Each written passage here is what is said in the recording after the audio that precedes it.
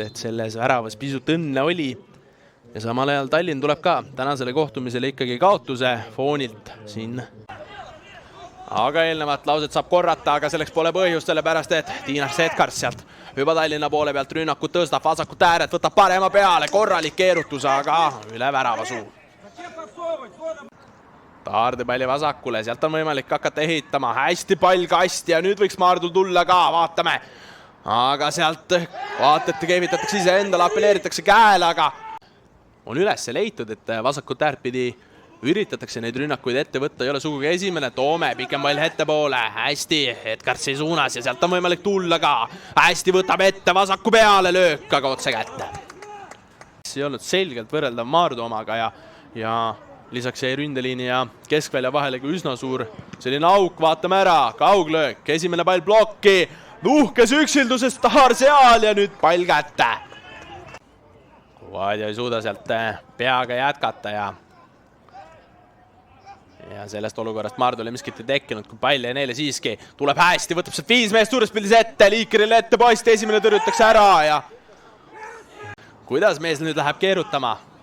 Ei võta seal ülemäära palju aega, proovib ette posti ja väravat saab sealt ikkagi käed vahele. Hästi sealt korraks juba tundus, et Toome teeb suurepäraselt, aga võeti briljantselt see pall ära. Hea pall Taarilt liini taha, Kuvaadja sätib ja sätib vasakuga palli poisi poole selle palli.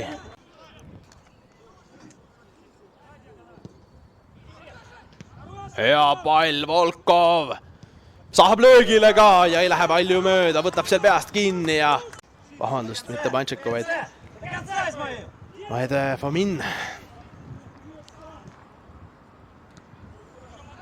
Hästi sealt. Korraks juba tundus, et ka löögi olukord tekkimas, aga siiski mitte ja tuleb korralik kuul tagant, aga. Ja kuna oli siin võimalus ka Maardu viimast kohtumist, siis Velko vastu kommenteerida julgen öelda, et täna Maardu on pisut hätta jäänud Kuvaadja selliste positiivsete külgede ära kasutamisega. Vaatame selle olukorra ära, siit ka löök teele saadetakse, aga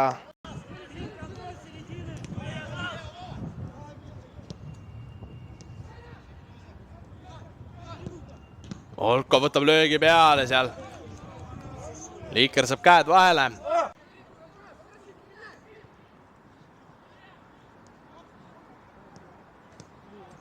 Taar kastis, jääb seal ikka pall Maardule, mehed sätivad ette ja sätivad hästi ette. Tuleb veel üks kauglöök ja pikad mehed kastis. Mees läheb proovima, proovib ka ja sealt näis, et rikošett, aga hetkel Liiker, veel üks pall ette poole ja Lääne laseb viled ära ja see tähendab, et tänane kohtumine siin Lasnamäel lõpeb. Mängujärgseks intervjuuks Stanislav Džambaljuk, et alustuseks küsiksin, et üsna kinnine mäng, et kuidas ise mänguga rahule jääd? No muidugi ei ole rahul, et ma ei saanud nagu 3 punktit saada, aga teine poolaeg oli hea. Natukene kiirem kui esimene. Ma arvan, et võib-olla kui me alustasime esimeste poole sama kiirusega, siis võib-olla lõime need esimesed väravad ja siis saaksime nagu kontrollida mängu. No jah, aga hea mäng, vastane kaitses hästi. Ei saanud lüüa lihtsalt. Kuidas sa ise tunned, kas te väärisite täna rohkem võitu või see viik on pigem õiglane tulemus?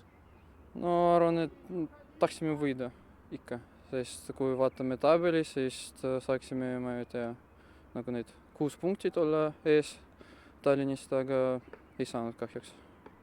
Kuidas sa ise tunned, et siin eelmise mängu järel rääkisin kapteniga, ta ütles, et te olete mängult ainult paremaks läinud. Kuidas sa ise tunned, et kas te olete nüüd juba palju paremas kohas, kui te olite hooaja alguses?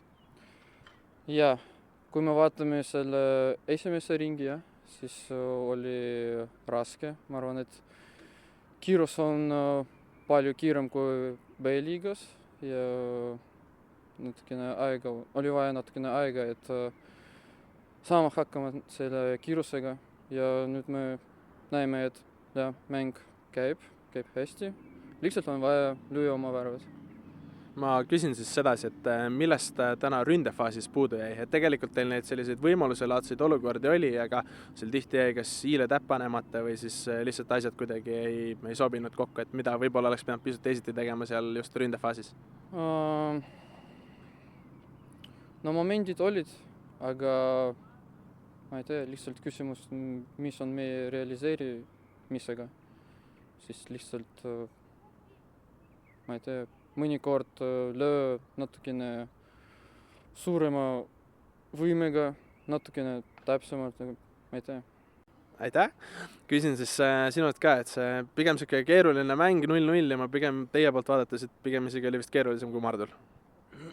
No, eks ta nii oli, tõesti oli jube siuke kinnine mäng mõlemal poolel, pigem vähe siukseid häid variante, eriti meil.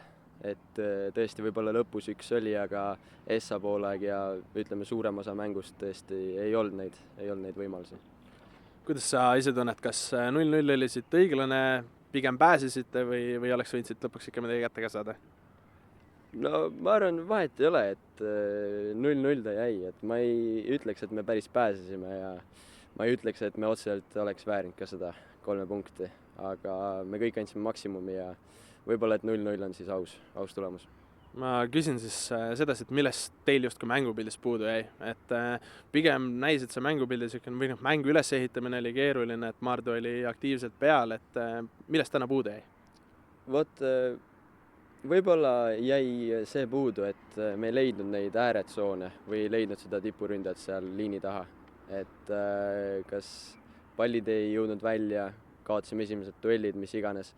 Teised pallid olid tihtipeale Maardu omad, et sinna see rünnak enamjaolt meil kinni jäi. Mis siit kaasa võtta või mille kallal tuleks kõige rohkem tööd teha, et järgmisest mängust saaks öelda, et tuleb 3? Järgmisest mängust võib vabalt 3 tulla, et ütleme, pingustust tases ei ole, kõik andsid sotti, et võib-olla siuke külm pea ja mitte tormata, mitte liiga palju suruda. Et kui ei tule, et võib-olla proovida maast mängida, kui pikk tõesti välja ei tule, vastane on tugev duellides ja nii edasi, et peabki siin omad järeldused tegema ja võib-olla teistmoodi mängima võidi. Ma vist olen seda küsimust juba korra küsinud, aga mis Tallinna teiste poolaegadega toimub, et ma ei tea, kas Maardu üllatas teid, aga vaata, et seal juba esimese minutiga oleks võinud teisel poolel ära tulla. Võib-olla tulime siuke veidi,